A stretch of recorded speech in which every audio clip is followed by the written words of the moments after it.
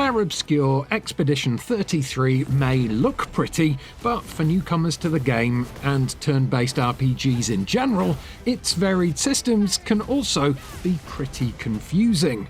But that's where I, Eurogamer's Ian Higton, come in, because, along with being rather pretty myself, I also have 10 important tips to share with you that should give you a leg up in the early hours of the game.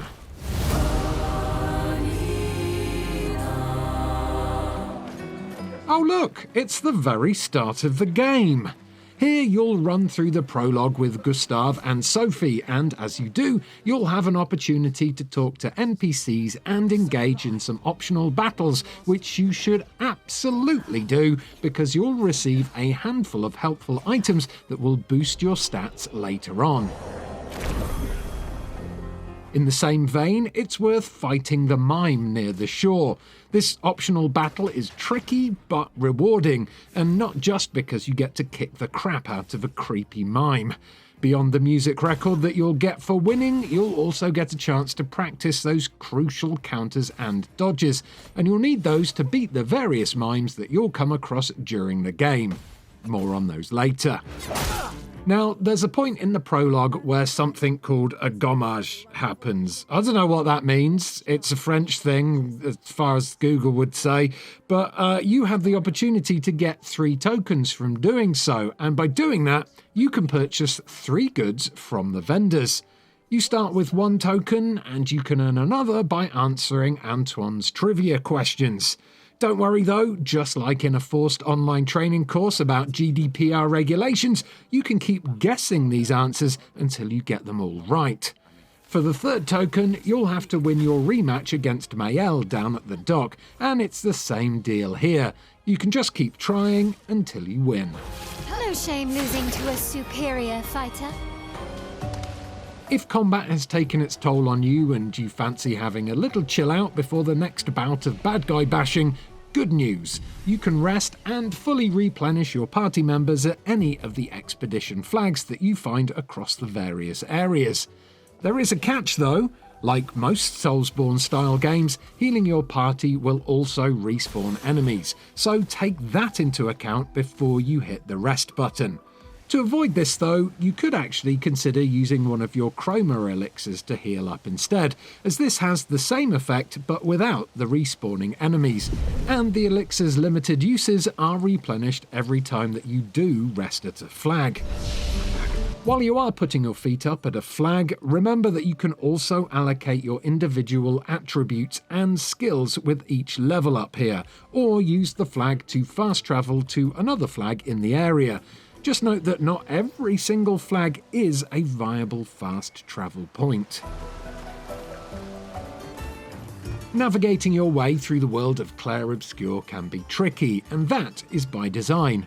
There's no shame in getting lost or forgetting which fast travel point is which, because it happens to everyone. But if you do want to get around easier, there is a trick to it. You see, the critical path is always lit by lamps and other sources of light, so if you're not sure where to go, make sure you keep an eye out for anything bright. And on the flip side, if you want to explore some of the optional parts of each area, make sure you follow the paths that aren't lit up, and you could end up discovering some hidden items. This will be useful. Now, on the subject of light, Lumina and Pictos could definitely use a little more explanation. The game does give a tutorial, but there are some important strategies for equipping these that you also need to know. Pictos act like equipable relics that grant both passive stat boosts, shown on the top, and a special benefit, shown on the bottom. These benefits add special effects to your combat moves, like burn damage on gunshots or extra AP from a dodge. After winning 4 battles with a Pictos equipped, the special benefit in the bottom text will become unlocked for the whole party. But, and this is important to know, this does not mean that it is immediately active. When looking at the Pictos menu, click the left stick to open your Lumina's menu. You can allocate these however you see fit using your available Lumina points, freely moving them around to gain the benefit of an unlocked Pictos without needing to equip it. However, this only gives the benefit shown in the Lumina menu, not the full passive boost to stats shown on each Pictos. You'll need to take into consideration the stat buffs from an equipped Pictos, the benefit of the unlocked Lumina, and the amount of Lumina points needed to decide the right combination of gear. One thing to keep in mind is that doubling up on certain effects or styles is very inefficient. For example, if you already have burning shots equipped, then you probably don't need marking shots too, unless you plan on really relying on free aim with that character. Spread those out between party members and aim for a wide distribution of attack augments and passive bonuses. The guns you wield in Clair Obscur have a ton of uses, but the most important thing to remember about them is to not be too eager to empty all of the bullets in the chamber. You see, each bullet costs 1 pip of your AP, and this can really add up if you've got an itchy trigger finger. It's wise to aim for an enemy's weak point, but after that, it's only really worth dumping a whole clip if there's a flying or floating enemy, as they'll be able to dodge all your melee attacks. You can still make a melee attack or use a skill after firing your gun, but make sure you still have enough AP to pull off any special moves that you might want to do. If you have the Marking Shots Lumina equipped, you may also want to shoot until you apply a mark if your heaviest hitter is next in the turn order, or if other party members have additional benefits from attacking marked enemies. Now, here's the part where I contradict everything that I just said in the last point. Well, sort of. There are several ways to deal with shielded enemies, and guns are a big part of that. When you see those shield icons over an enemy health bar, it will be able to take that many hits before receiving any real damage. Each bullet from your gun will knock off 1 shield icon, so if you do want to sacrifice some AP, it's worth it in certain encounters. Beyond that, your best bets are status effects and multi-hit skills. If an enemy is burning, then they will automatically lose 1 shield at the start of their turn as the flames hit them again. As for skills, Gustav's Lumiere Assault can be clutch here. Successful button presses extend his combo to 5 hits, and every single one of those will knock off a shield. And in rare instances, some party members have skills that actually hit harder when enemies have shields equipped.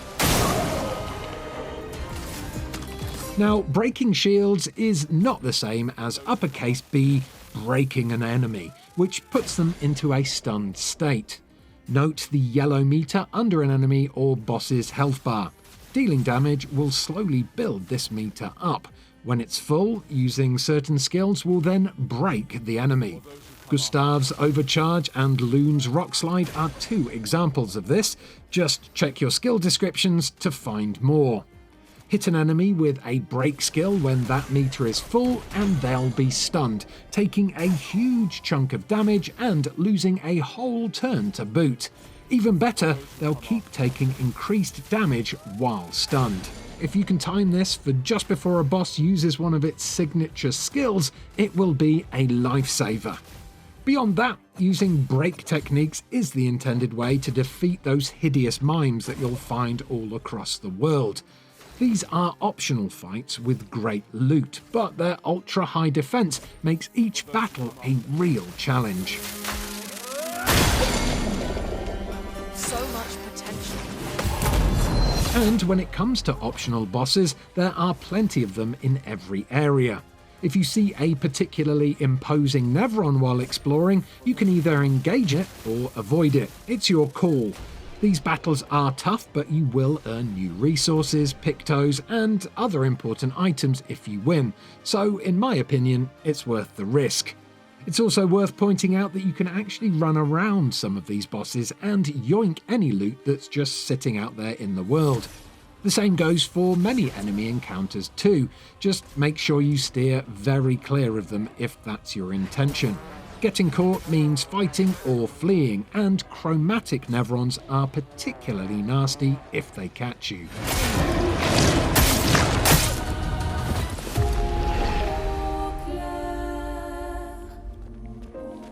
Speaking of Nevrons, they're not all bad.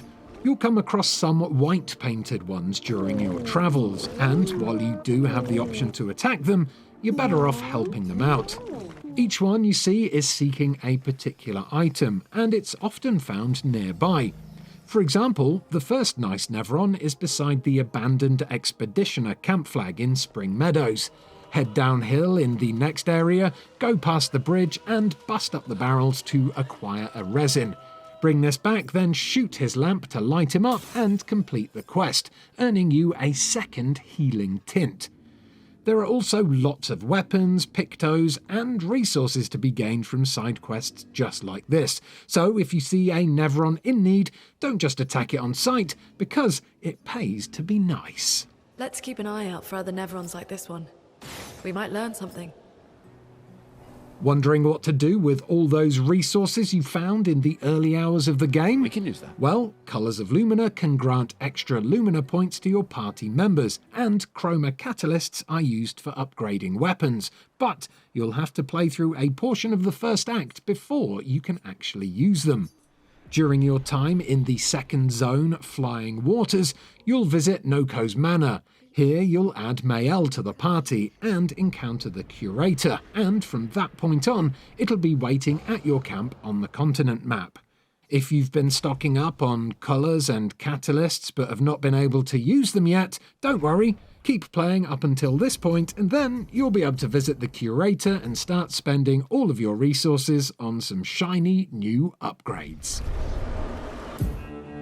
And that's your lot, my lovely Clair Bears. Thanks for watching this video. If you enjoyed it, make sure to give it a like, subscribe to Eurogamer for almost daily videos about video games, and if you haven't seen our official Clair Obscur review video yet, I've got some good news for you. It's on screen and clickable right now. So go get watching. Goodbye and good expeditioning. Let's cut the path.